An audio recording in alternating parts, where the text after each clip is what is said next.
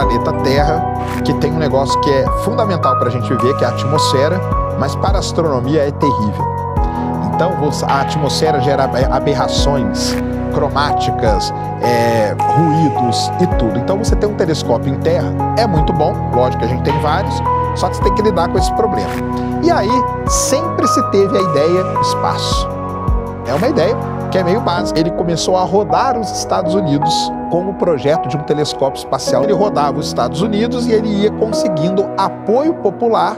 Com isso ele conseguia apoio dos deputados, com isso ele conseguiu verba na NASA. Isso aí começou ali em 1977. O Hubble só foi ser lançado em 1990.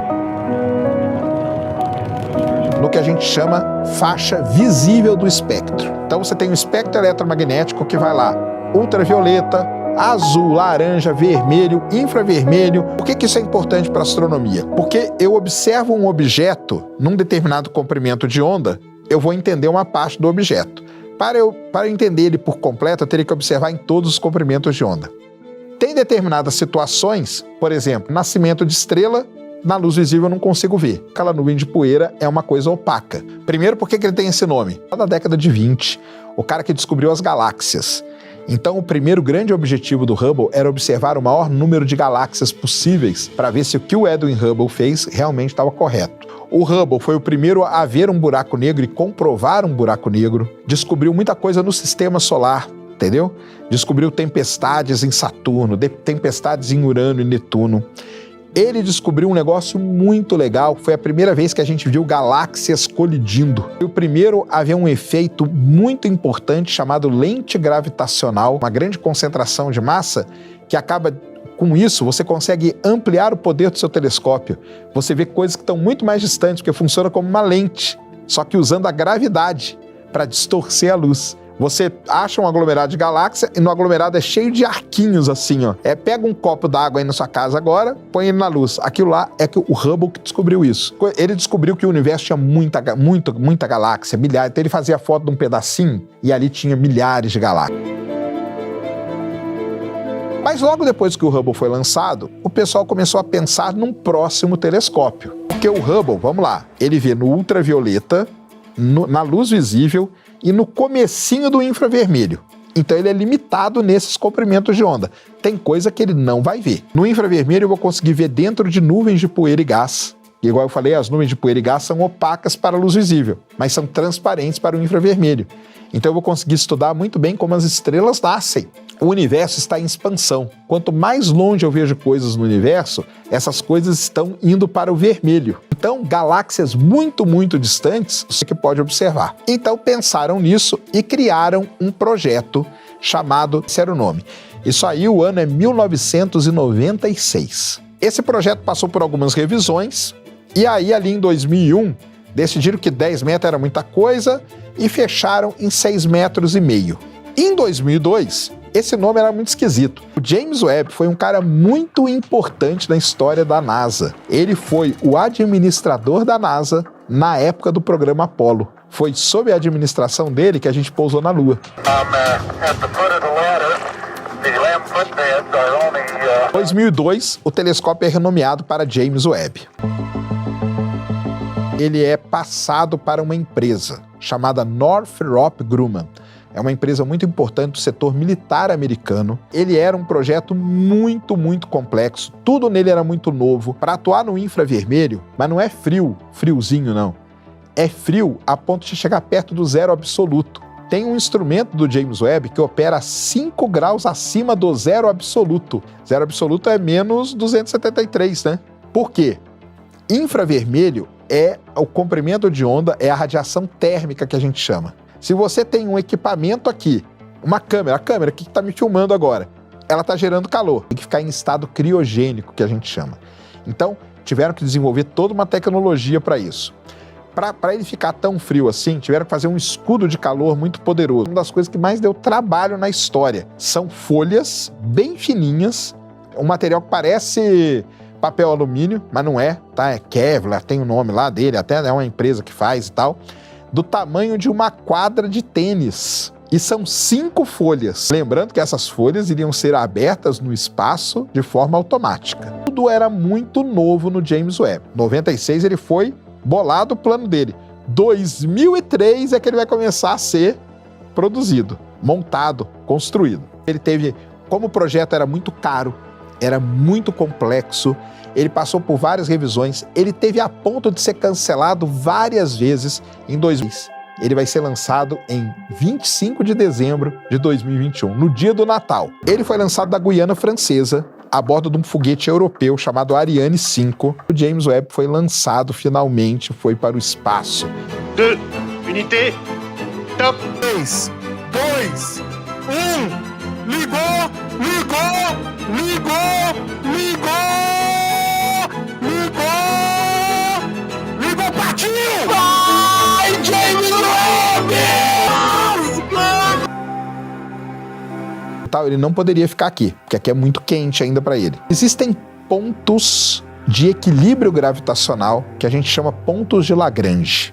O que quer dizer esse ponto? Se eu soltar um negócio ali, o objeto não cai nem para o Sol, nem para a Terra, nem para a Lua. Ele fica meio que em equilíbrio naquele ponto. Existem 5 pontos de Lagrange. L2 é um ponto de equilíbrio gravitacional entre a Terra e o Sol, só que ele não fica parado. Ele tem que ficar se movimentando para ficar orbitando aquele ponto. Esse ponto fica a 1,5 milhão de quilômetros da Terra. O James Webb foi lançado dia 21 de dezembro e ele demorou um mês para chegar nesse ponto. Ele foi viajando, ele tem um motor, ele ligou o motor e foi embora, viajando no espaço, sozinho, até chegar nesse ponto. Chegou nesse ponto, ele entrou em órbita desse ponto. Era uma tensão, agora vai dar problema, agora vai dar errado, agora não vai ter como, agora vai ferrar. Para ele poder caber dentro do foguete, ele foi todo dobrado. Então, durante um mês, nessa viagem toda, a gente acompanhou todo o desdobramento do James Webb. E abriu umas hastes e tal. Lembra do escudo de calor? Que eu falei que toda vez que abria aqui na Terra rasgava? Agora a gente abriu no espaço. Se rasgasse, acabou. Era 10 bilhões jogado fora. Cada folhinha dessa que foi aberta, a gente acompanhava praticamente ao vivo. Cada folhinha dessa que era aberta era um momento de tensão. Agora vai, bom, abriu. Abriu a terceira, abriu a quarta, abriu. Conseguiram abrir. Depois que abriu, você teve que tensionar ela. Então, porque podia dar vários problemas nisso aí. O pessoal falava que tinha 300 e não sei quantos pontos críticos para dar problema no James Webb, quando ele foi lançado, mas não deu em nenhum. Outra coisa importante, lembra que eu falei que o equipamento tinha que resfriar? Nessa viagem, o equipamento começou a resfriar e a gente acompanhava a temperatura também caindo. Um dos equipamentos dele, que é o instrumento do infravermelho médio, ele tinha que chegar a 5 graus acima do zero absoluto. E ele chegou numa boa também. Então o James Webb demorou um mês para chegar lá no ponto de Lagrange. Chegou lá, ele começa a observar? Não começa. Todo o equipamento, quando você manda ele para o espaço, ele passa por uma etapa de comissionamento. Você liga um instrumento, faz uma imagem, depois faz de outro jeito, depois faz para o outro lado, e os técnicos aqui, opa, tá legal, aprovado esse equipamento. Liga o outro, vai fazendo tudo isso. Até que, no dia 12 de julho de 2022, ele vai então fazer a primeira imagem da história do James Webb. Ele está, olha só, hein? Vamos lembrar da historinha? 1996.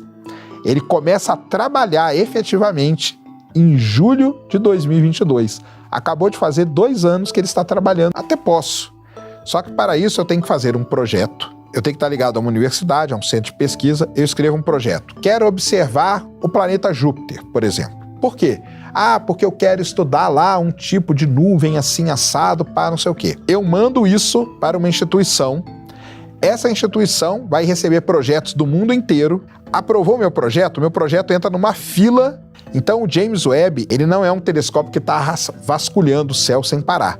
Ele só observa objetos que são colocados nesses projetos. Quando você escreve o projeto, você tem que falar qual instrumento que você vai usar, qual filtro que você vai usar, por quanto tempo que você vai observar o objeto. Tudo isso tem que estar detalhado no projeto. Ele foi lançado com quais objetivos?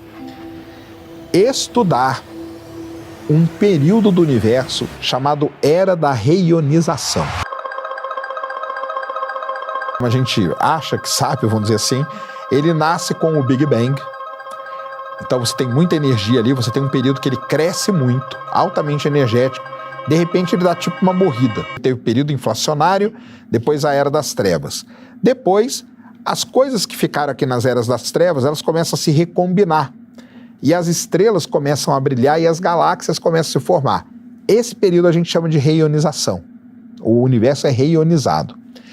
A gente quer entender o que acontece ali. O problema é que ali está muito longe. Como ali está muito longe, está muito desviado para o vermelho, a ponto de chegar no infravermelho.